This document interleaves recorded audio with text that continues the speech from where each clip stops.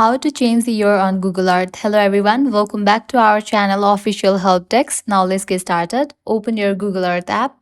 Here we go. You will land to this kind of page. Now at the top left corner you will find three bars. Tap on it. Different options will appear. Now you have to select the option of Voyager. Just open this option. Now over here you will find different options as games, layers, street view. Tap on the option of layers.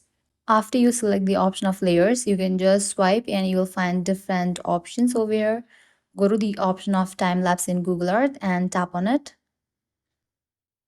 You can just rotate the map and change the location, and in the middle you'll find your options. Over here you will find the difference period of 5 years, but also you can just swipe right and left and select the particular year. This way you will be able to change the year on Google Earth. I hope now you guys are clear about how to change the year on Google Earth. This was all for this video. If you guys find this video helpful, make sure to like, share and subscribe. Thank you.